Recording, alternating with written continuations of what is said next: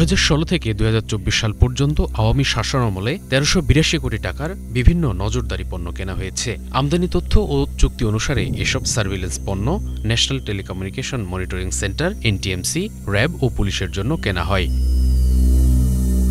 এসব সার্ভিলেন্স পণ্যের মাধ্যমে NTMC integrated lawful interception system ILLS নামে এমন একটি কাঠামো তৈরি করেছে যার মাধ্যমে জাতীয় ইন্টারনেট ও টেলিকম ট্রাফিকে ইন্টারসেপ্ট করা সম্ভব।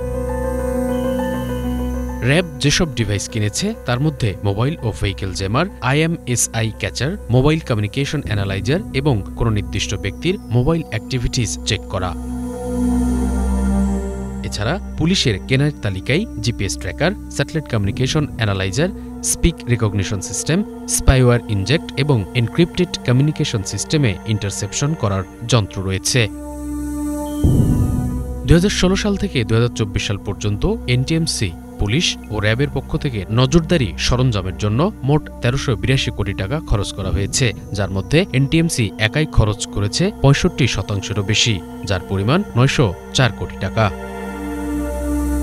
23টি দেশের অন্তত 20টি কোম্পানি বাংলাদেশে নজরদারি সরঞ্জাম রফতানি করেছে বলে জানা গেছে।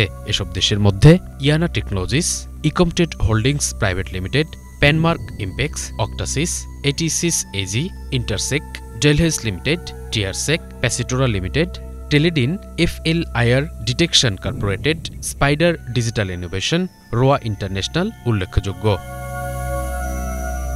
একটি গণমাধ্যমের প্রতিবেদনে বলা হয়েছে, এনটিএমসি প্রাঙ্গণের ভিতরে একটি ডিজিটাল কমান্ড সেন্টার আছে যেখানে প্রতিদিনই বিপুল পরিমাণে ডেটা জমা হয়। সেখান থেকে বিভিন্ন আইন প্রয়োগকারী সংস্থা সার্ভারে অ্যাক্সেস নিয়ে তথ্য নিতে পারে।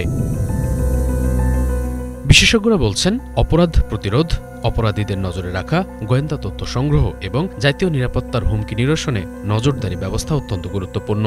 তবে বিশেষজ্ঞরা সতর্ক করে বলছেন, স্বচ্ছতা ও যথাযথ আইনি প্রক্রিয়া ছাড়া এই ধরনের শক্তিশালী নজরদারি ব্যবস্থার অপব্যবহার হতে পারে, যার মাধ্যমে রাজনৈতিক বিরোধীদের দমন এবং সাধারণ নাগরিকের উপর গুপ্তচরবৃত্তি চালানো হতে পারে, যা সংবিধান দ্বারা স্বীকৃত গোপনীয়তার অধিকারের সুস্পষ্ট লঙ্ঘন।